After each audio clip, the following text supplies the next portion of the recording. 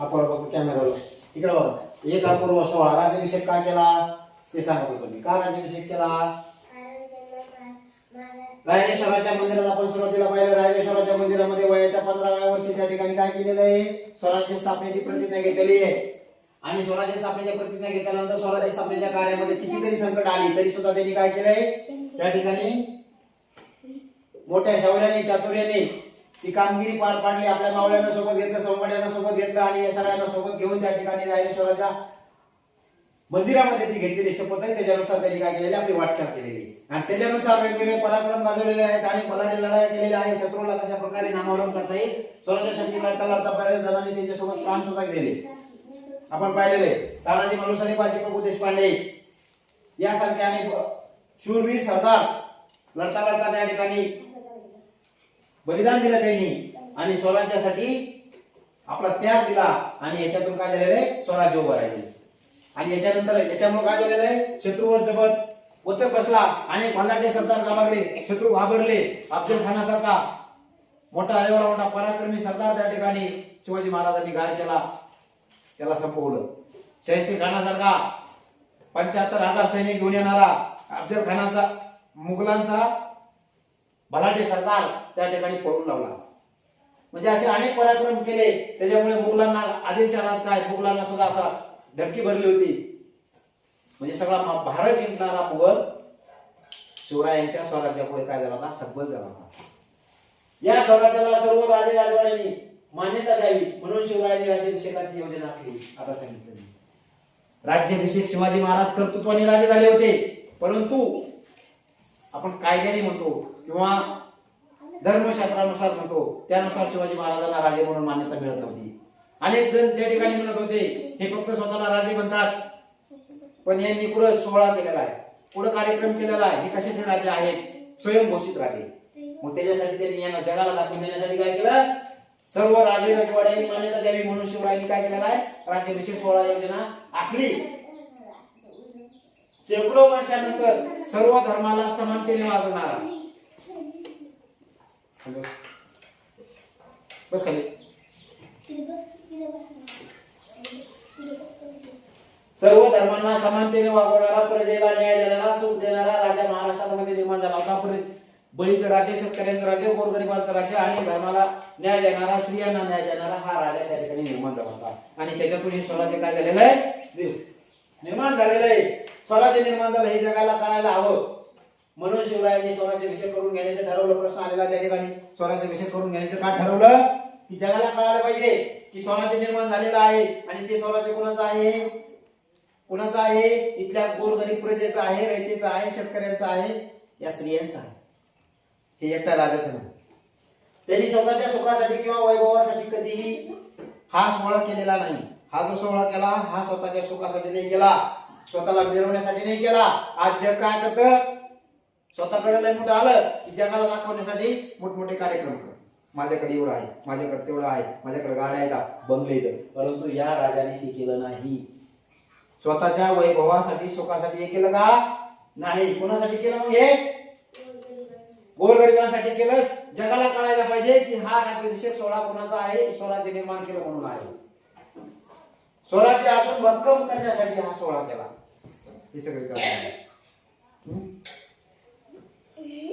आता स्वराज्याची राजधानी का कोणती निवडली ते पाहू आपण. राज्याभिषेक का केला हे सांगितलं आपण या ठिकाणी. त्याचे काय काय कारण आहेत? कशामुळे राज्याभिषेक सोहळा केला?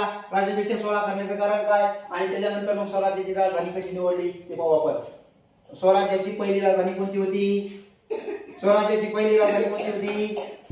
ज्यावेळेस नवीन स्वराज्य स्थापन केलं आणि शिवाजी महाराजांनी वाटचाल केली स्वराज्य निर्माण करण्यासाठी, त्यावेळेस राजधानी निवडली होती. ती राजधानी कोणती होती?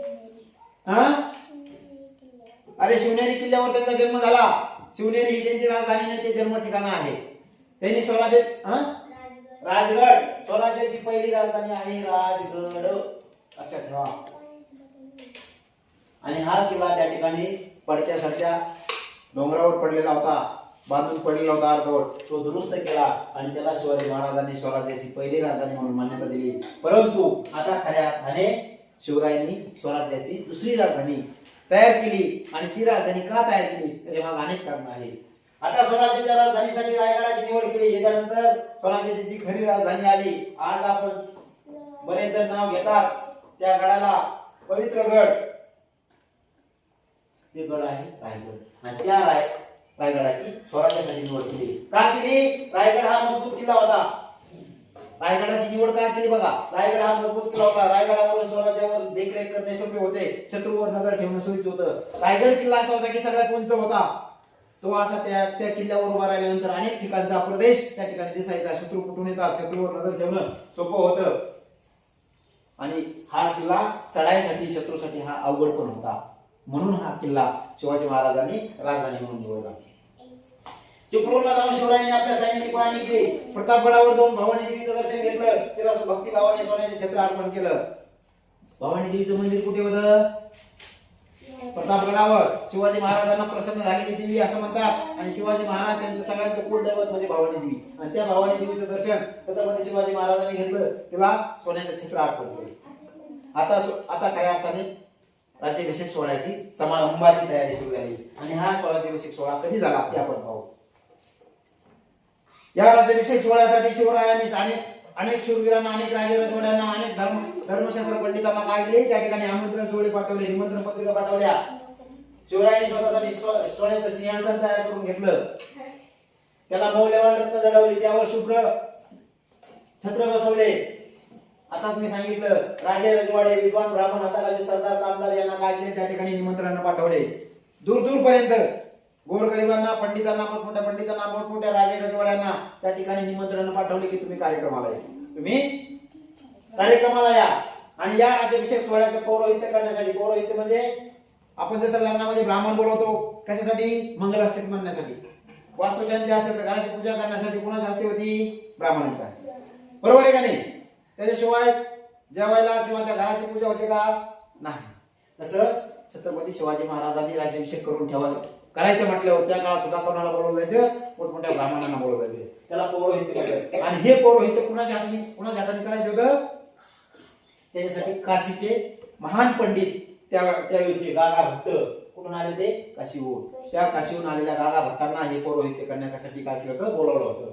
गागा भट्टांचे घराणे कुठले होते? मूळचे पैठणचे होते, परंतु काशीमध्ये स्थायिक झालेले होते. आपल्या पैठणचे होते ते गागा भट्ट. ते काशीमध्ये जाऊन स्थायिक झाले होते. ते थोर पंडित होते. काशी क्षेत्रात त्यांना सर्वत्र मोठा मान सन्मान होता. त्यांची कीर्ती सर्वत्र पसरली होती. अशा या महान धर्मशास्त्र पंडिताच्या हस्ते शिवाजी महाराजांनी काय केलं?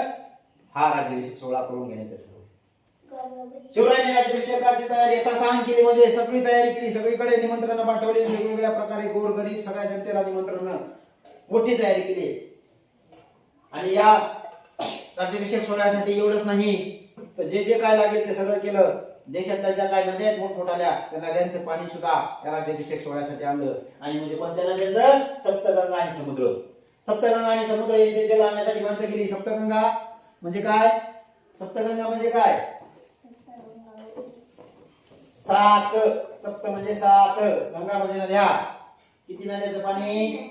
7 नद्यांचं पाणी, समुद्राचं पाणी, एवढं सगळं पाणी आणून त्या पाण्याने राज्याभिषेक सोहळा केला. रायगडावर सुमारे किती माणसं जमली त्यावेळेस? 50,000 माणसं जमली सोहळ्यासाठी. लक्षात घ्या.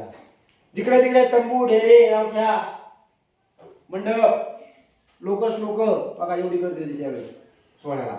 खूप लांबून माणसं आली होती. गोरगरीब जनता आली होती. आता राज्याभिषेक सोहळा त्या ठिकाणी कशा प्रकारे झाला ते पाहू आपण. आणि या 7 नद्यांचं पाणी कोणत्या नद्यांचं पाणी आणलेलं आहे? सप्तगंगा. कोणत्या आहेत त्या आपण त्या ठिकाणी पाहणार आहोत. आता राज्याभिषेक सोहळ्याचा दिवस उजेडलेला आहे. सनई चौघडी वाजू लागले. तो दिवस उजाडला. तो दिवस म्हणजे महामंगल दिवस, पवित्र दिवस. वाद्य सगळीकडे वाजू लागले. सगळीकडे नगारा वाजू लागला. गवळे गाऊ लागले. सगळ्यांना आनंद झाला. आज राजांचा सोहळा आहे असे सगळीकडे बातमी पसरली. शिवराय सोन्याच्या चौरंगावर बसले होते. त्या ठिकाणी त्यांच्यावर छत्रछामरे धरण्यात आली. छत्रछामरे म्हणजे छत्रसारखे वरून ती छत्रछामरे यांच्यावर धरण्यात आली. त्यानंतर पुरोहितांच्या हातामध्ये त्या काय घागरे होत्या, कलश होते. त्या कलश मध्ये काय होतं? तूप, दही, मध यांचा कलश पुरोहितांच्या हातात होता. पुरोहित म्हणजे कोण? गागा भट्ट, हे ब्राह्मण धर्मशास्त्र पंडित यांच्या हातामध्ये तो कलश होता. तो शिवरायांच्या डोक्यावर धरलेला होता. आणि त्या कलशामधून खालून धार सोडायला असतं. त्या कळशामध्ये काय होतं? तूप, दही, मध. राजा भट्टांनी सोन्याची घागर हातात धरली. अगोदर त्या यांनी मध, तूप, दही, मधाने काय केला? राज्याभिषेक सोहळा केला. त्यांच्या डोक्यावर धरले. त्यांनी त्यांना थोडक्यात एक आंघोळ घातली. त्याच्यानंतर त्यांच्या डोक्यावर सोन्याची घागर धरली आणि सोन्याच्या घागरीमध्ये काय होतं? सप्तगंगेचं पाणी होतं, समुद्राचं पाणी होतं. मग ते सप्तगंगा कोणत्या होत्या? गंगा, सिंधू, यमुना, गोदावरी, कृष्णा, नर्मदा, कावेरी या 7 नद्यांचे समुद्राचे पाणी भरलेले होते. लक्षात घ्या, महाराष्ट्रातली गोदावरी ही महाराष्ट्रातली आपली खऱ्या अर्थाने गंगा. त्यानंतर कृष्णा, सगळ्यात मोठी मेन गंगा नदी तिकडे दिल्लीकडे उत्तर प्रदेश मध्ये. सिंधू जम्मू काश्मीर मध्ये हिमालयात. यमुना दिल्लीवरून जाणारी ती गंगाला मिळते. गोदावरी आपल्या इथली. कृष्णा कोल्हापूर सांगलीकडे असणारी. नर्मदा पलीकडे जळगावच्या पलीकडे मध्य प्रदेशामध्ये येणारी. आणि कावेरी खाली तामिळनाडूकडे असणार. म्हणजे देशातल्या सगळ्या मोठमोठ्या नद्यांचं पाणी त्या घागरीमध्ये आणलेलं आणि ते पाण्याने भरलेली घागर, सोन्याची घागर शिवरायांच्या डोक्यावर धरली. गागाभट्टांनी ती सोन्याची घागर पुढे धरली, शिवरायांच्या डोक्यावर धरली आणि मंत्र म्हणू लागले, ओम भट्टा आणि त्या घागरीतून पाणी खाली पडाय. किती नद्यांचं पाणी पडायला लागलंय? 7 नद्यांचं. अजून समुद्राचं. किती समुद्र आहेत आपल्या देशाला लागून? पाहिलेले आपण. आपल्या देशाचं नाव काय? भारत. भारत देशात किती समुद्र आहेत?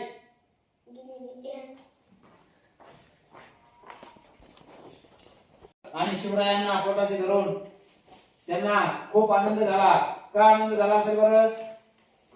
काय आनंद झाला असेल? आपण या ठिकाणी बघू शकतो की हा सोहळा छत्रपती शिवाजी महाराजांचा त्या ठिकाणी पार पडलेला आहे. आणि छत्रपती शिवाजी महाराजांवर सोन्याचे छत्र त्या ठिकाणी धरण्यात आलेले आहेत.